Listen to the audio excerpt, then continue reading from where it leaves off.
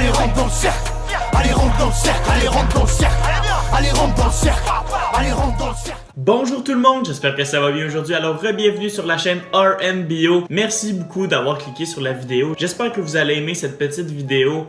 C'est pas beaucoup de montage, c'est pas beaucoup d'éditing, mais c'est une bonne vieille vidéo comme j'ai l'habitude de les faire. Alors ce que je voulais faire aujourd'hui, c'est vous parler d'un sujet quand même chaud de l'actualité sportive, le Canadien de Montréal.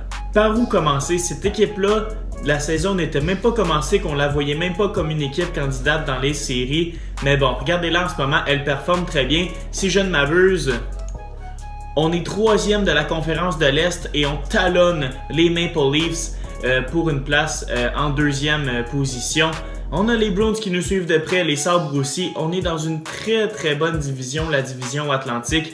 Mais bon, je crois qu'il faut être extrêmement fier de ce que les Canadiens ont accompli. Déjà qu'on les voyait en fond de classement. Tout le monde s'entendait pour dire que les Canadiens allaient pas être à la hauteur cette saison, mais regardez ce qu'on fait. Tout le monde disait qu'on allait perdre l'échange Galchenyuk-Domi, moi le premier. Je m'excuse, mais Domi joue vraiment bien en ce moment. Il joue mieux que Galchenyuk le ferait. Il amène de la vitesse, de la robustesse. Il n'a pas peur de bloquer des lancers, une bonne passe. Et pour vrai, je trouve qu'il y a autant de skills, oui, que Galchenyuk. Alors pour vrai, un merveilleux trade qu'on a fait. Ensuite de ça, regardez Thomas Tatar, un joueur qui n'a pas l'habitude de se blesser, qui était même pas un starter en finale de la Coupe Stanley avec les Golden Knights. Et regardez-le en ce moment, il start tous les matchs.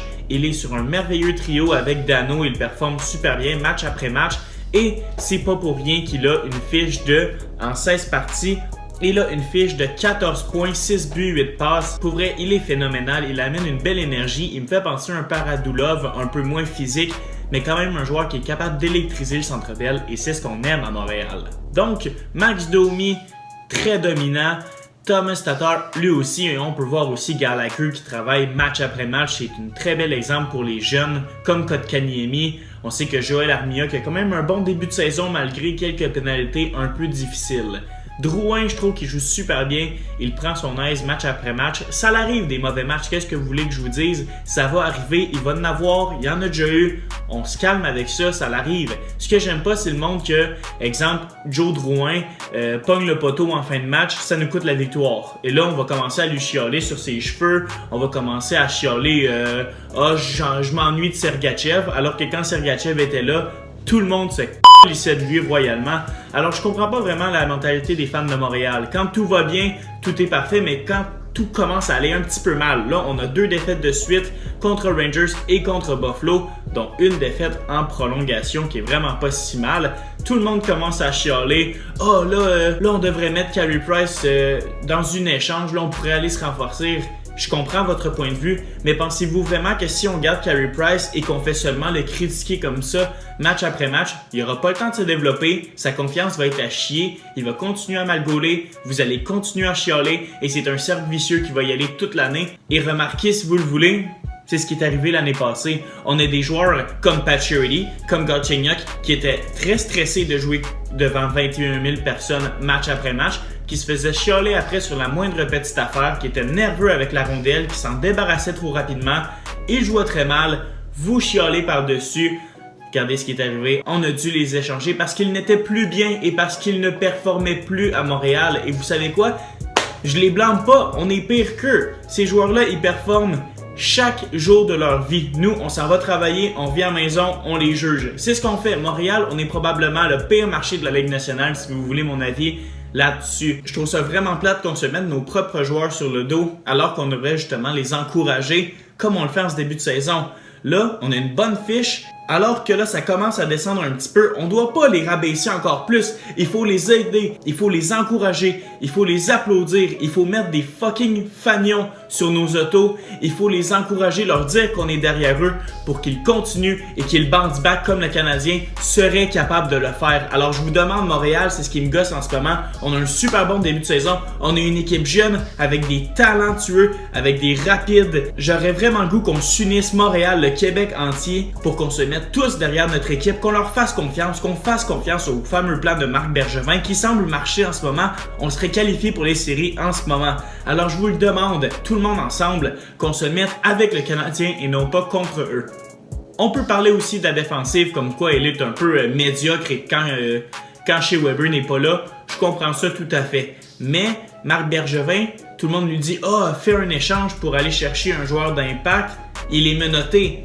Personne de la Ligue veut faire des échanges avec lui parce que Montréal est un gros marché qui, depuis plusieurs années, ne marche pas. Donc, les autres directeurs généraux de la Ligue nationale se disent « Ben là, un gros marché comme Montréal qui ne performe pas, c'est parfait pour nous tous. Ça va nous permettre de se développer les moyens petits marchés. » On a pu voir Winnipeg, on a pu voir Vegas se développer probablement sous le dos du Canadien qui était dans l'ombre depuis les dernières saisons. Prenez l'exemple de Ottawa aussi, qui est menotté avec des trop jeunes joueurs, une défensive médiocre, un gardien de but pire que Carey Price en ce moment, une attaque qui ne performe pas. Alors voilà, c'est le même exemple pour eux. Ils sont menottés, ils se doivent de faire avec les joueurs qu'ils ont. Mais là, pour revenir avec le Canadien, on a des très bons éléments qui veulent jouer. On a une belle mentalité. On a un coach qui a gagné la Coupe Stanley avec une équipe travaillante, avec une équipe robuste, qui travaillait match après match, avec une équipe de Gallagher. Et là, Gallagher, avec son A sur son chandail, peut-être qu'il aurait mérité le C. Je trouve ça un peu trop pour lui. Mais je considère que Gallagher se donne match après match pour cette équipe-là.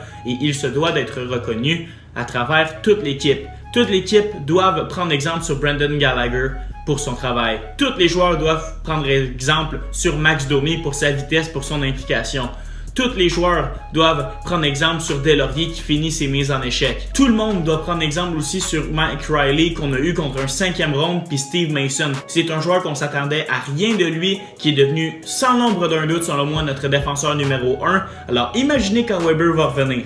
Weber, Riley, Petrie, 3 super bons défenseurs. Après ça, je sais que notre top 3 est quand même pas si pire, mais avec 3 bons défenseurs comme ça, je suis persuadé que la défensive va s'améliorer, que Carey Price va avoir une bonne base devant lui pour être capable de faire le premier arrêt. Le reste va venir.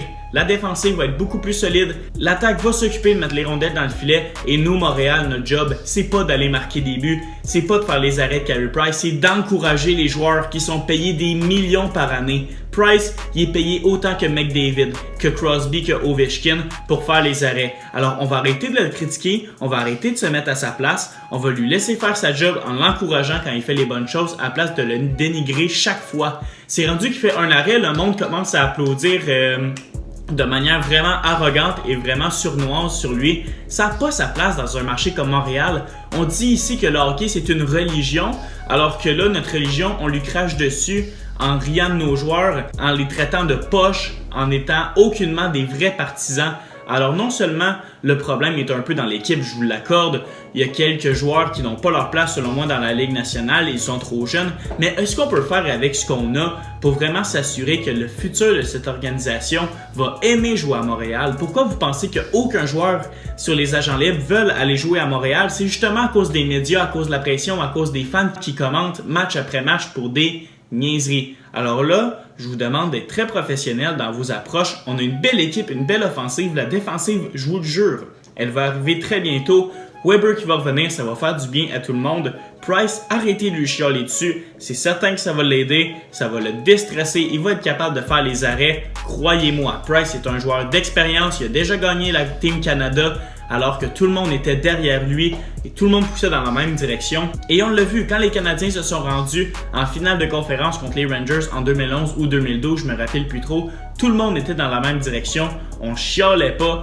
Tout allait super bien. Alors je vous demande de ne plus chialer sur les joueurs, encouragez-les, applaudissez-les, faites en sorte que cette année-là soit mémorable. Peut-être qu'on fera pas les séries, c'est pas plus grave, mais je veux voir une belle performance de tout le monde. Je veux voir une belle performance des joueurs, des fans, du coaching staff et de tout le monde qui supporte le Canadien de Montréal pour que tous ensemble, on soit capable de se remémorer des beaux moments de cette année-là, contrairement à l'année passée qui a été médiocre.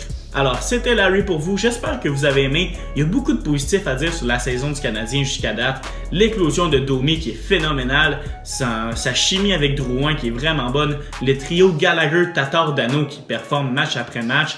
Un bon quatrième trio. Pekka très rapide. Deslauriers. Après ça, Hudon qui trouve un peu sa place là-dedans. On a un bon troisième trio avec les Finlandais. Malheureusement, je sais, Armia et Byron sont blessés. Mais bon, je crois que si Byron revient bientôt, il va amener un peu de rapidité sur un gros trio. Ça va faire vraiment bien et j'ai aucune crainte comme quoi le Canadien va être capable de bounce back. Alors sur ce, je vous demande une dernière fois d'être de bons partisans pour que le Canadien performe encore une fois match après match comme ils le sont capables.